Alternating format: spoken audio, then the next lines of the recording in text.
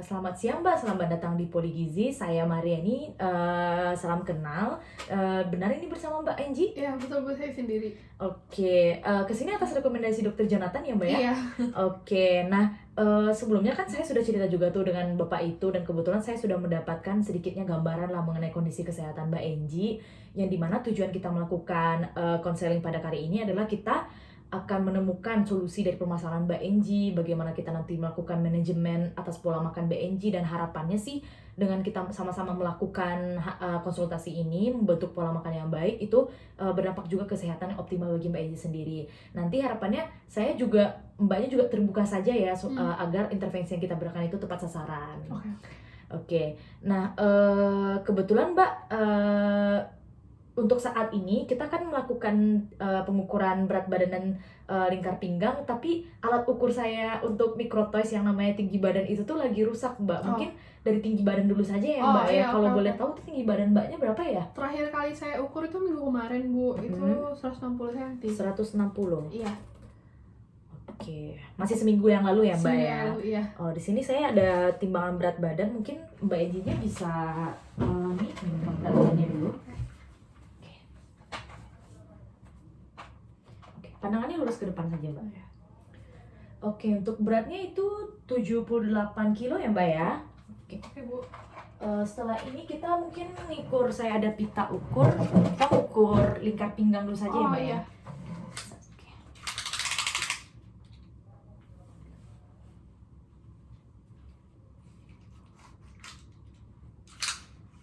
Oke, lingkar pinggangnya itu 96 cm ya Mbak ya? Oke Bu. Oke, silakan duduk Mbak.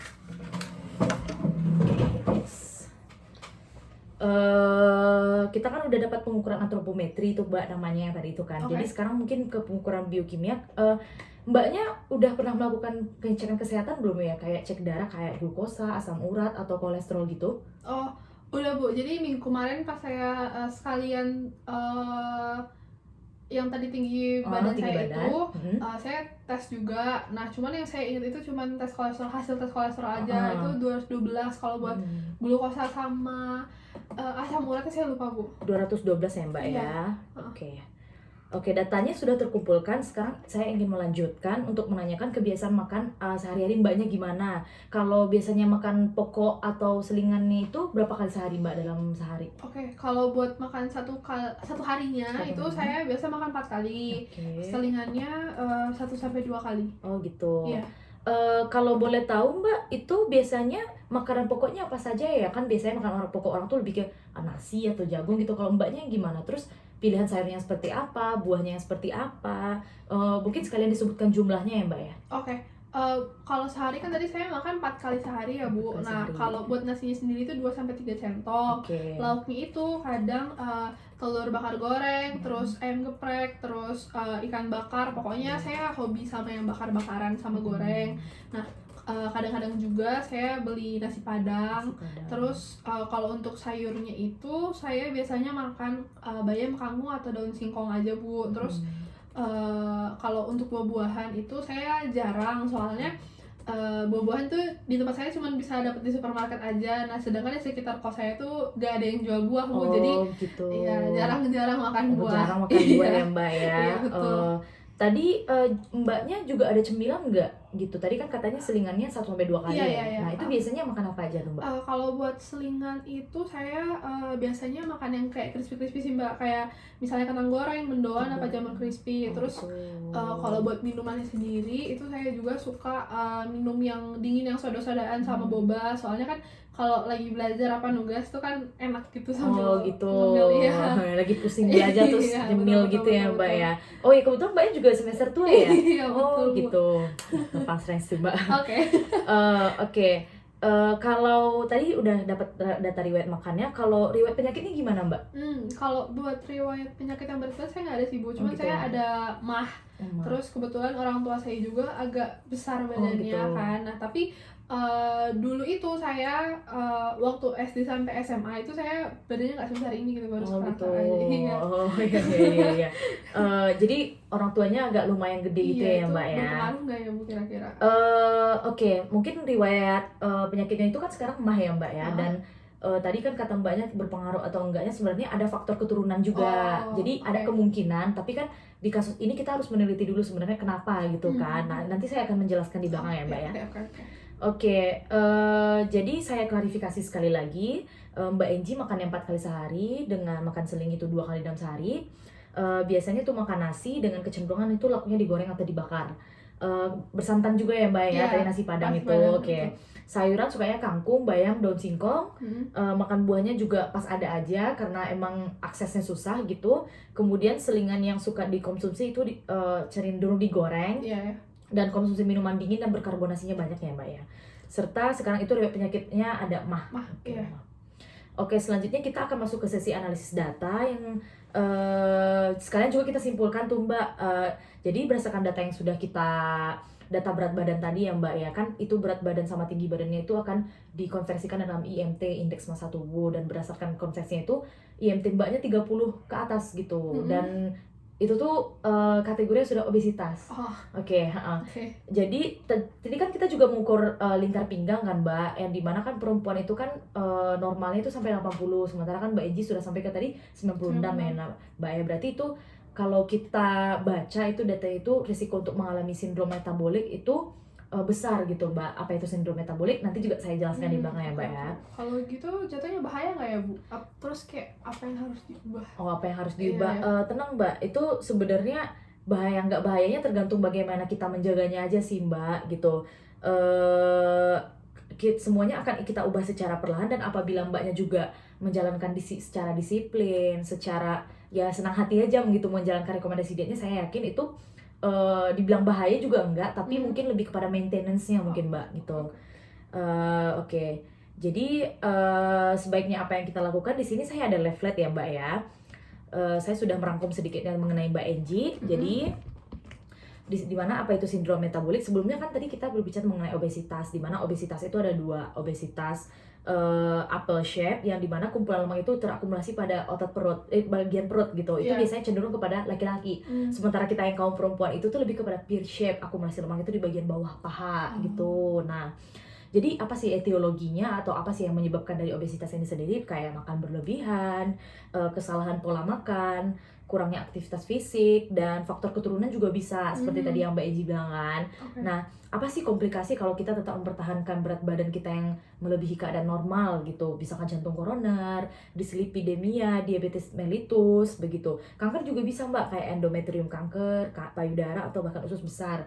Hipertensi juga bisa. Habis itu penyakit jantung dan kantong empedu, gangguan tidur, gangguan pernafasan, osteoartritis, dan ginekologi seperti menstruasi abnormal gitu. Nah, habis itu untuk indeks massa tubuh sendiri yang normalnya itu rentangnya antara 18,5 sampai 22,9 mbak. Sementara kan tadi Mbak Enji sudah 30 ke atas ya. Nah, itu tuh jatuhnya kan udah obes nih di data kan.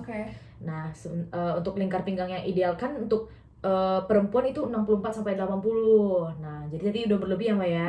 Nah, jadi kan kita sudah mendapatkan datanya sedikit tuh. Kita akan melanjutkan bagaimana sih melakukan tujuan pelaksanaan dietnya. Yang pertama, tujuan pelaksanaan diet. Di sini diet itu bukan berarti kita menyiksa diri kita ya mbak ya, cuman mengatur diet menjadi lebih sehat aja begitu. Tujuan yang pertama kita kan pastinya menurunkan berat badan ya mbak ya pastinya. Setelah itu kita mempertahankan berat badan apabila berat badan itu sudah stabil, jadi kita pertahankan. Terus mencegah peningkatan kembali kalau misalnya minggu ini Mbak Eji sudah turun, kalau bisa kedepannya jangan naik lagi kan. Habis itu mengurangi asupan lemak, mengkonsumsi makanan yang bervariasi supaya asupan gizinya juga banyak, beragam-ragam dari makanan gitu kan. Habis itu kita akan meningkatkan juga aktivitas fisik sih mbak. Nah, jadi rekomendasi dalam menurunkan berat badan sendiri yang sehatnya itu ya mbak, sudah beberapa banyak juga penelitian begitu. Rekomendasinya itu normalnya kehilangan berat badan 0,5 sampai 1 kg dalam seminggu. 0,5 ya mbak ya. Kalau kira-kira Mbak Enjinya setuju nggak kalau kira-kira kita coba 1,5 kilogram dulu? Soalnya kan pasti Mbak Eji juga pernah dengar tuh ada produk-produk obat kan yang minum ini dalam semalam tuh minumnya 2 kilo gitu. Nah, itu tuh dalam dunia kesehatan itu berbahaya mbak. Normalnya itu kan 0,5 sampai 1 kilogram. Kalau Mbak Ejinya sendiri kira-kira lebih pro-nya yang kemana dulu gitu? Saya ikut ibunya aja sih, maksudnya kayak ibu sehatnya bagaimana. Oh gitu. Kalau saya sendiri mungkin 0,5 dulu aja ya, apalagi kita pemula juga gitu kan. Nah, jika berlebihan kayak terlalu banyak menguras energi itu bisa menyebabkan lelah, sakit, kepala pusing hingga kematian. Itu kalau udah parah banget sih Mbak, sampai benar-benar nggak makan gitu. Nah, dan pilihan yang tepat itu adalah konsultasi dengan ahli gizi gitu kan, karena kita kan juga belajar, kita juga memberikan edukasi gitu kan. Makanya kalau misalnya produk-produk luar yang kita nggak jelas reviewnya tuh mungkin dikurangi gitu kan Mbak ya. Nah habis itu rekomendasi defisit kalori nih Mbak. Jadi untuk menurunkan setengah kilo dalam seminggu itu kita harus nge-cut kalori kita sejumlah 3.500 kalori. 3.500 kalori kan banyak ya, dan bagaimana sih cara kita menguranginya, yaitu dengan pertama yaitu kalori 250 hari itu dapat kita cut dalam satu harinya. Kalau misalnya makan makanan kan ada saus-sausnya tuh Mbak, seperti mayones atau apa-apa, mungkin nggak usah dimakan gitu. Seperti mayones dan bumbu-bumbuannya ya Mbak ya. Mungkin juga dikurangi cemilan atau dessert gitu. Setelah itu minuman soft drink Mbak ya kan, kayak minuman berkarbonasi, boba-boba gituan itu juga dikurangin. Terus ukuran porsi makannya juga. Habis itu lemak jenuh dan lemak trans, tadi kan kebanyakan makannya Mbak yang juga digoreng kan. Nah itu banyak mengandung lemak jenuh dan lemak trans, itu berpengaruh juga pada kolesterol kita kan. Nah habis itu asupan garam juga untuk mencegah retensi air atau supaya penyerapan air, maksudnya air dalam tubuh kita itu nggak ditahan gitu, harusnya kan dikeluarkan. Kalau mengurangi natrium itu bisa. Nah habis itu perbanyak saja Mbak konsumsi serat, buah-buahan dan sayur-sayuran. Mungkin kalau tadi aksesnya terbatas Mbak Enji bisa beli buah-buahan itu yang nggak harus dikulkas gitu Mbak, jadi tahannya bisa lebih lama gitu kan, kayak jeruk misalnya gitu. Jadi sekali beli tapi konsumsinya untuk dalam jangka waktu yang lama gitu. Nah apa saja sih aktivitas yang dapat membakar 250 kalori dalam gitu? Itu bisa kita jalan kaki kira-kira 30 sampai 60 menit satu hari, atau bersepeda 30 menit. Nah itu penjelasan leaflet dari saya sih Mbak. Kalau misal pun nantinya ada hambatan dalam menjalankannya kan itu biasa ya Mbak ya kan, karena kita baru pemula. Jadi saran saya sih jangan terlalu ngepres diri sendiri gitu, mulai perlahan-lahan aja kan. Nah jadi kan katanya stres itu makanya makannya berlebihan. Mungkin Mbaknya cari coping stres lain, kayak misalnya jalan-jalan atau ketemu temen gitu, tapi jangan sampai makan gitu ya Mbak ya. Nah takutnya nanti kalau misalnya Mbak membiasakan kalau stres makan itu biasanya overeating, dan itu tidak baik bagi kesehatan kita gitu. Nah sekiranya Mbaknya sudah paham belum ya? Udah oke. Nah kalau gitu kita review sedikit Mbak. Kalau dari makanan sendiri yang direkomendasikan itu yang bagaimana ya Mbak? Makanan yang banyak serat, terus buah-buahan, kurangin saus-sausan kayak mayones. Terus kalau bisa pengolahan makanan yang digoreng itu dikurangin, sama kurangin minuman dingin manis dan berkarbonasi. Oke, sudah dapat ya Mbak. Kalau olahraganya gimana tuh Mbak? Kalau bisa melakukan aktivitas fisik 30 sampai 60 menit sehari, terus itu bisa jalan atau sepedahan 30 menit aja sehari. Oke. Sudah paham ya Mbak ya. Mungkin itu dulu saja Mbak untuk konsultasi kita pada kali ini kan. Saya juga nggak terlalu menekan Mbak ya sih kan, karena ini jadi percobaan pertama gitu. Gimana pun kan pasti membutuhkan proses ya Mbak ya. Dan mungkin kita minggu depan mengadakan konseling lagi untuk melihat bagaimana sih progres Mbak Enjinya. Kira-kira Mbaknya bisa datang nggak ya? Bisa Bu, cuman maksudnya kayak nggak bisa kayak jam sekarang. Saya bisa agak siang karena pagi saya ada kelas. Oh ada kelas gitu ya Mbak. Oke, nanti kita sesuaikan jadwal kita ya Mbak ya. Jadwal saya juga udah tertera di depan gitu Mbak. Mungkin tanyakan ke asisten saya saja. Mungkin itu saja Mbak. Semoga berhasil manajemen dietnya, dan saya menunggu kabar baiknya Mbak ya. Makasih banyak Ibu, saya permisi dulu.